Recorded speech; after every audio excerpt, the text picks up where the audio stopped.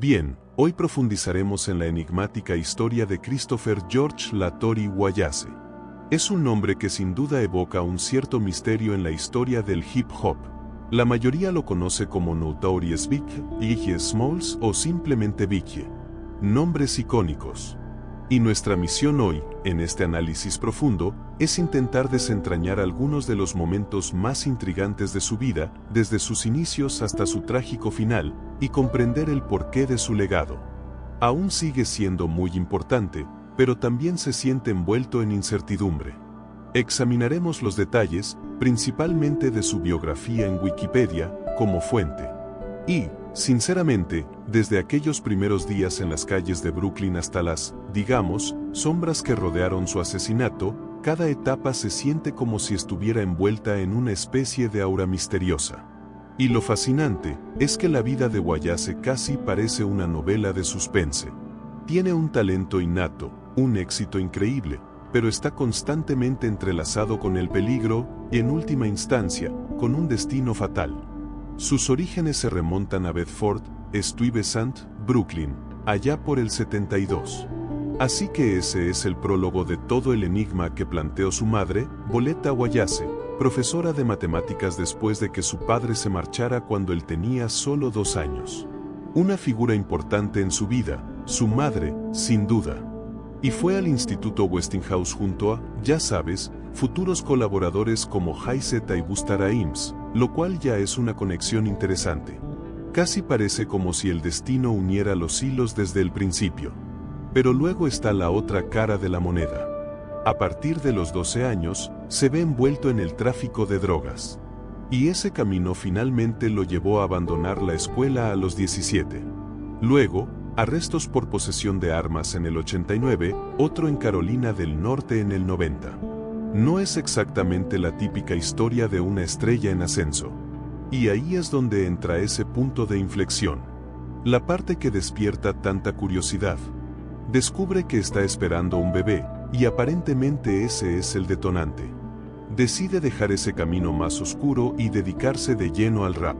Una decisión consciente de cambiar de rumbo. Empieza a participar en batallas de rap locales, graba una demo con el DJDMR. Big Daddy Kane. Una conexión bastante significativa. Enorme.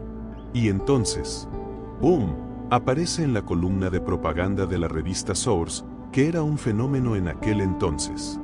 De verdad que lo era.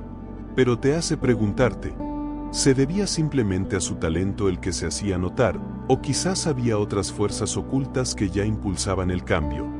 ¿Quiénes escuchaban realmente esas primeras cintas y qué veían? Esa es una pregunta clave para descifrar este misterio. Es decir, si miras el panorama general y su llegada a Sean Puffy Combs en Uptown Records, parece casi predestinado. Sí, el timing. Esa cinta llegó justo en las manos adecuadas en el momento perfecto, y su aparición inmediata en Dolly My Baby de Supercat en el 92. Sugiere algo así como urgencia. Todo se mueve rápido, increíblemente rápido para la industria en aquel entonces, ¿verdad? Entonces su primer sencillo, Party and Bullshit, irrumpe en la escena. Menuda entrada. Y no olvidemos esas primeras colaboraciones que realmente ampliaron su visibilidad. Los remixes con Mary J. Blige. Amor verdadero. ¿Qué es For Love en Classic? Sí, estar en Flava in the Remix de Cry Mac, esa canción con Tupac y Dramacidal trabajando con Heavy D. Surge la pregunta de nuevo, ¿quiénes son los verdaderos impulsores de estas conexiones? ¿Qué puertas se le abrían tan rápido? Y, ya sabes, ¿quién tenía las llaves? ¿Había fuerzas externas moviéndose en la sombra, simplemente avivando las llamas por sus propios motivos? Esa es una pregunta crucial en toda esta maraña. La línea entre la rivalidad artística y, ya sabes, las amenazas del mundo real se volvió peligrosamente difusa. Y luego, tras el asesinato de Tupac en Las Vegas, los rumores sobre la posible participación de Biggie comenzaron a circular de inmediato, a pesar de que él lo negaba rotundamente, con vehemencia. Y no olvidemos el accidente de coche que tuvo por aquella época. Lo dejó con una pierna rota, golpeando un bastón. Sí, recuerdo haber visto fotos. ¿Fue solo mala suerte? ¿Un accidente fortuito? O en ese ambiente de tensión, ¿deberíamos al menos considerar la posibilidad de que fuera algo más siniestro? Una advertencia, tal vez un presagio. Es imposible no hacerse esa pregunta, dado todo lo demás. Y la sombra del misterio se hace más profunda y oscura cuando hablamos de su propia última noche.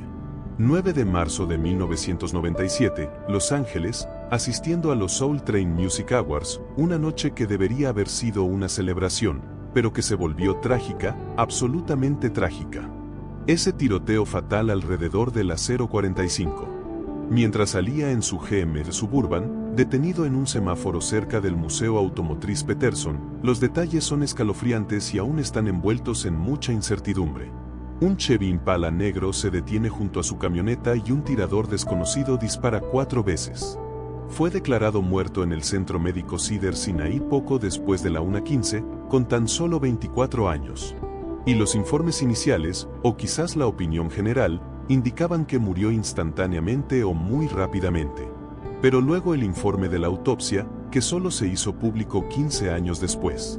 Por razones que nadie parece comprender del todo. Exactamente 15 años de secretismo. Y reveló algo bastante sorprendente. Solo uno de los 4 disparos fue realmente mortal. Alcanzó órganos vitales con una precisión casi desconcertante. ¿Por qué mantener ese informe en secreto durante tanto tiempo? ¿Qué intentaban ocultar? ¿Qué detalles inquietantes contenía que no querían que salieran a la luz? Esa pregunta pesa sobre todo el caso. Alimenta toda la especulación. Absolutamente. Y luego está la teoría propuesta por el detective retirado del Departamento de Policía de Los Ángeles, Greg Ketting. La teoría de Ketting. Cree que Suge Knight contrató a un pandillero de los Bloods, un tipo apodado Poche, para matar a Vicky, como venganza por la muerte de Tupac. Y Keggin también alega que el propio Tupac fue asesinado por orden de Sean Combs. Puffy, algo que Puffy siempre ha negado rotundamente, por supuesto, siempre lo ha negado. Entonces, ¿quién manejaba realmente los hilos de esta increíblemente oscura y compleja red de venganza y poder? Las piezas del rompecabezas parecían dispersarse en todas direcciones, dejando una espesa niebla de dudas sobre la verdad. Y el hecho de que la investigación oficial nunca llegara a una conclusión definitiva alimenta todas estas teorías de conspiración. El FBI cerró su investigación en 2005, alegando pruebas insuficientes para procesar a los sospechosos. ¿Pero eso significa que el misterio está resuelto? ¿O simplemente archivan un caso demasiado peligroso, demasiado enrevesado para desentrañarlo por completo, dejándonos con más preguntas que respuestas? Parece lo último, sinceramente, pero ¿su legado? Es innegable, aunque esté teñido de una profunda melancolía. Life After Death, lanzado apenas 2 semanas después de su muerte, debuta en el número 1 y finalmente se convierte en disco de diamante. Un logro increíble. Éxitos póstumos como Hypnotize Money y Mo Problems. El cielo es el límite. 58, todavía suenan constantemente. Absolutamente imprescindibles. Pero incluso ese éxito póstumo resulta agridulce. Esa sensación de promesa truncada. Y luego estuvo la demanda civil que su familia presentó contra el Departamento de Policía de Los Ángeles en 2002, alegando la participación de un policía corrupto. ¿Cierto, Rafael Pérez? Exactamente. Una capa más que se añade a este oscuro misterio sin resolver. Cada detalle parece hacerlo más turbio. Y ese legado perdura no solo en su música, sino también en cómo se sigue contando su historia. Documentales como Biggie y Tupac, la serie Unsolved, la película biográfica Notorious, todos intentan arrojar luz, pero ninguno ofrece una verdad concluyente. Es como si su historia estuviera destinada a permanecer parcialmente en la sombra, un enigma sin resolver en los libros de historia del hip hop. Realmente lo parece. Desde sus humildes comienzos hasta su meteórico ascenso y su trágico final, la vida del famoso Big está marcada por un talento innegable, una controversia constante y, como hemos explorado, este misterio que simplemente persiste. A pesar de toda la información disponible, las circunstancias precisas de su asesinato y la posible conspiración que lo rodea siguen siendo objeto de intensos debates y especulaciones. ¿Qué secretos crees que permanecen ocultos en la historia de Biggie Smalls, aún velados por el silencio? Saben, Considerando todo lo que hemos hablado hoy, desde sus primeros contactos en la industria, la velocidad de su retorcimiento, la intensidad de la rivalidad, las teorías de venganza, las inconsistencias en la investigación, el secretismo de la autopsia. Solo cabe preguntarse, ¿cuál es la parte de la verdad que nunca sabremos sobre la historia de Notorious Big? Es una pregunta poderosa. Invitamos a todos los que nos escuchan a seguir profundizando en este fascinante, y ya saben, muy oscuro capítulo de la historia de la música, porque quizás en algún detalle olvidado o en un relato inédito, otra pieza de este complejo rompecabezas de sombras aún esté esperando. Quizás, en algún detalle olvidado, o en un relato inédito, otra pieza de este complejo rompecabezas de sombras aún esté esperando.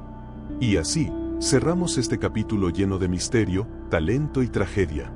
La historia de Christopher Wallace, el Notorious Big, no solo nos deja una discografía legendaria, sino también un eco constante de preguntas sin respuesta. Porque a veces, las verdades más profundas no se encuentran en los archivos, ni en los titulares, sino en los silencios, en lo que no se dijo, en lo que no se investigó, en las piezas que, quizás, nunca encajarán. Gracias por acompañarnos en este viaje, a través de uno de los crímenes que marcaron la historia. Y ya saben, no olviden suscribirse, darle like, y dejar su comentario. Nos encanta leerlos, debatir teorías, y seguir descubriendo juntos los secretos que la historia aún guarda. Nos vemos en la próxima investigación. Hasta entonces, cuídense. Y recuerden, no todo está resuelto.